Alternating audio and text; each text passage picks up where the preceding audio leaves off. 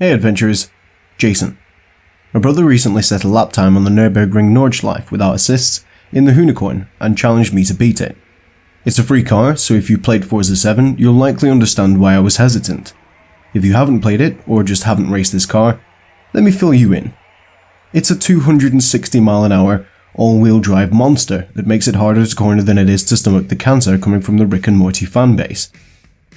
Even with easy assists, this car prefers smashing into the walls over actually racing, and I'm not afraid to admit that it's terrifying to drive. I don't back down from a chance to brag though, so I loaded up the track without assists and had a go.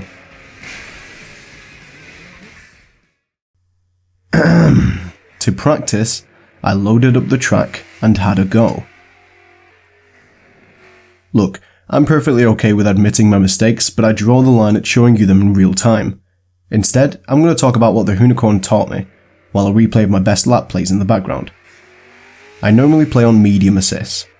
I've played the Forza game since the second one, but I've never taken it seriously, so I've never really had to improve. I've never really weighed in on the casual versus competitive argument, because I'm somewhere in the middle. I like to play for fun, but I also find being challenged fun. I don't consider that to be an odd mix, even though most of my friends fall either side of the scale. The only game I've ever really tried to be competitive on was CSGO, and 3 weeks after finally hitting a decent rank, I was wrongly and irreversibly convicted and banned by Overwatch, and I'm still salty about that. But the Hoonicorn doesn't care whether you're casual or competitive. If you're not careful and not concentrating, it will destroy you. You will crash, you will lose your placement, and you will finish last. I let my 5-year-old son play it with the super easy settings, which basically drives the car for you. And even then it would flail wildly around the racing line, crashing into the barrier and other opponents. It took more of me to beat this car than I'm willing to admit. I've never been a great racer to begin with, and I'd rather sit at open crates all day than be behind the wheel of a bucking supercar that punishes me for hitting the gas half a second early. I play these games for fun, but I refuse to give up on a challenge issued by my smellier, less attractive and obviously inferior younger brothers. What you're watching here is the last lap I did with this car, and likely will again, because I really hate it. I started at 9 AM. I finished at 11 PM. What the Hoonicorn taught me is that persistence and patience are traits that I don't have. After the third or fourth restarts I laughed, but by 10 I was seething. I was trying my best, but I wasn't seeing immediate results, and that infuriated me. This corner, this one right here, is the one that bothered me the most. If you brake too hard, you're going to lose time on the exit, but if you don't slam on the brakes in this car, it refuses to stop. You have to find a nice balance.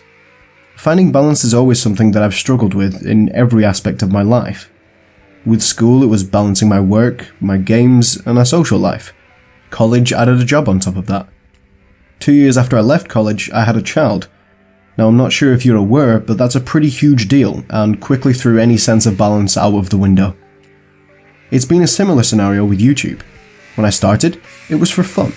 I'd take something that I thought was funny or interesting, make a quick video on it, and then release it, not load the site up again until I had something else to upload. And then I started my previous channel, Beer and Games. I wanted this one to do well. My partner and I would release something and then relentlessly refresh the analytics for the rest of the day and interact with every comment within seconds. It was pushing other things out of balance, and most aspects of my life suffered for it. When I joined Critical Miss, I decided I would do this better this time. But the same thing happened. Other things demand my attention, and there just aren't enough hours in the day to get everything that I need to do done. We've gone a little off topic here. If you're still here through all this rambling, thank you. Your interaction and involvement makes this what I wanted it to be from the very start. Fun. Maybe I'm taking this challenge a little too seriously, and drawing lessons from where there are none, but beating this car made me realise two things.